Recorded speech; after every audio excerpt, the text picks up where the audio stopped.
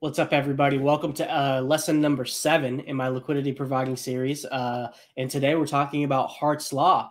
This is a really fun topic, and I think it's a really important one to understand, especially when you're talking about really diverse ecosystems that have many tokens, and all of those tokens are paired together in liquidity. Hart's Law kind of explains why when you have a lot of tokens paired together in liquidity, why they are moving together, or at least it's describing the fact that they are moving together.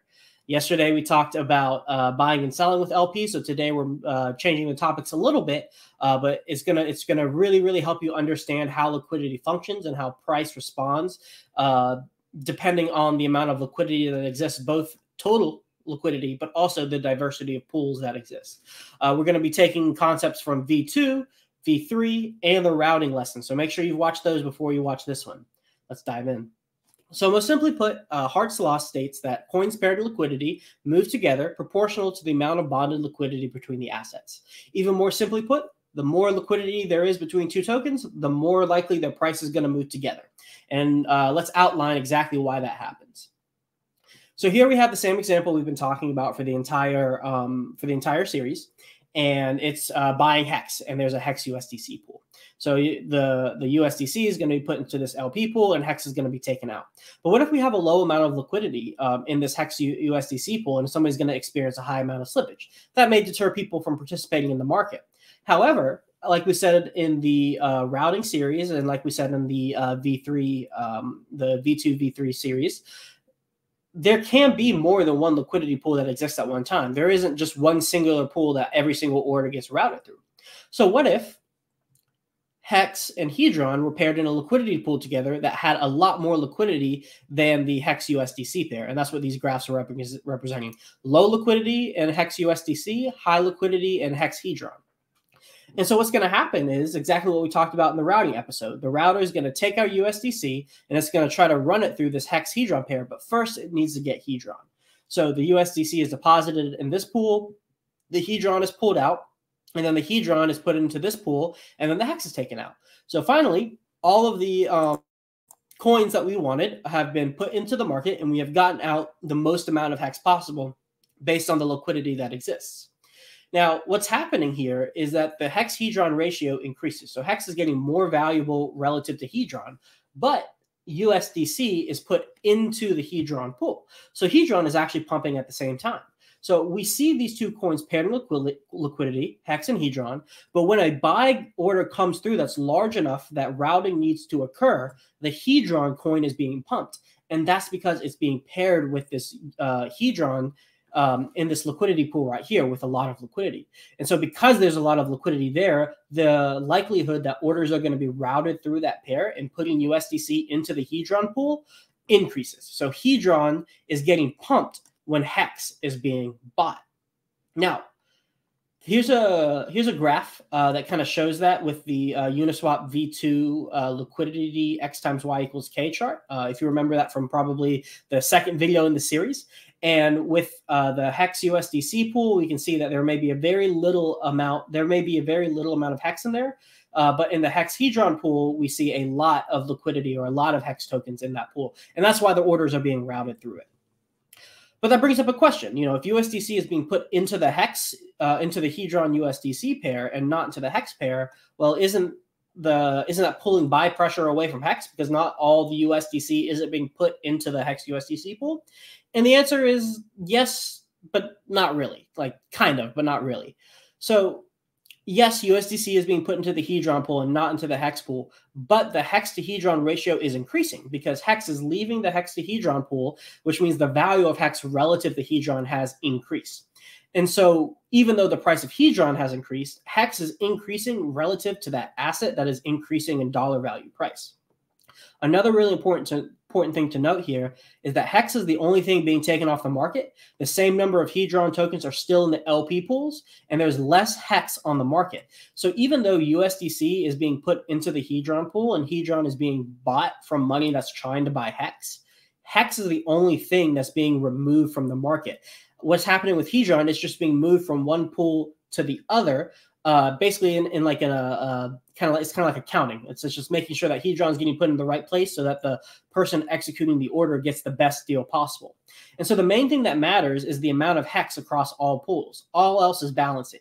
And so buy pressure, no matter how it's routed, always resorts in the desired coin being more scarce. So at the end of the day, the majority, if not all of the value through the buys is going to the token that is trying to be bought, because the maximum amount of money is being put into the main liquidity pool, in this case, Hex USDC, and the routing of the other pool is still pumping Hex just relative to the coins that the money is being routed into first. In this case, it's pumping relative to Hedron, which is getting a part of the buy pressure that's coming in for Hex.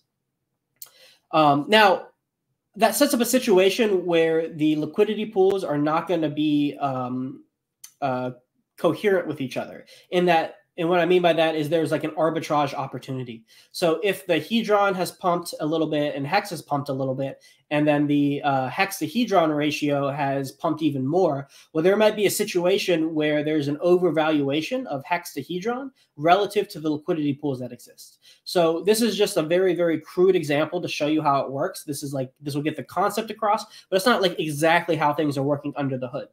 So we have Hex is worth $1 and Hedron is worth $1 here. Both are worth $1, but Hex is worth 2 Hedrons. So in this pool, Hex is actually worth $2. So what's going to happen to rebalance these pools is that somebody's going to take some USDC, buy some Hex, take that Hex, swap it for Hedron, and now they're getting 2 Hedron at this 1-to-2 rate, and then they're going to swap that into the Hedron USDC pool, and they're going to get 2 USDC tokens out from that arbitrage opportunity. So they put in 1 USDC and they get 2 out with a profit of 1 USDC. And if you remember over here, Hedron is pumping, Hex is pumping relative to USDC, but Hex is also going to continue to pump relative to Hedron. And so if the volume of that buy is large enough, there's going to be a discrepancy in prices between those 3 coins.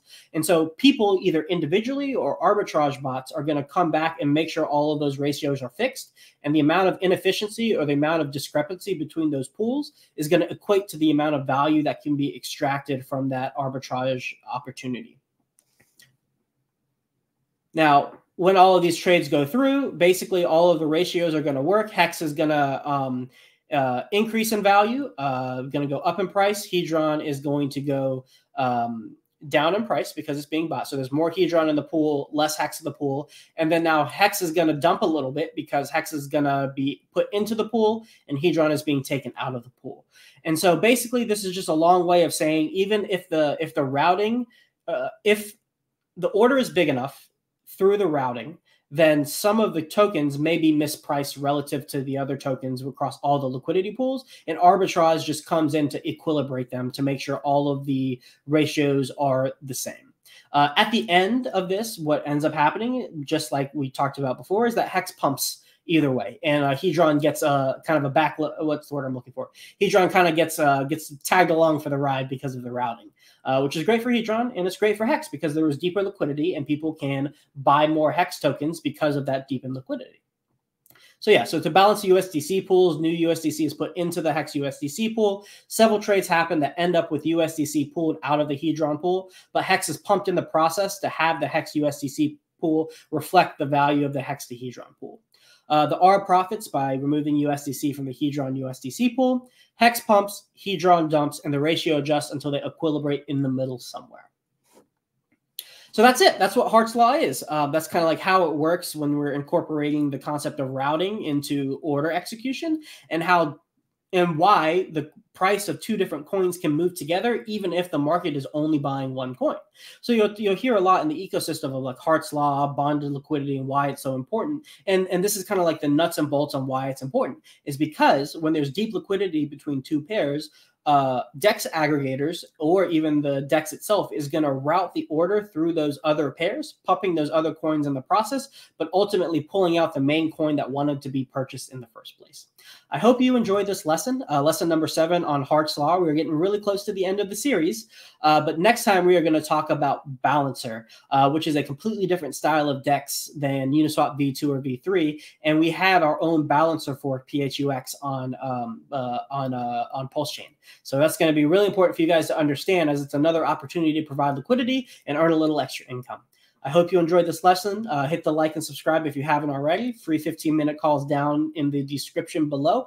I hope you enjoyed it, and I'll see you in the next episode. Peace.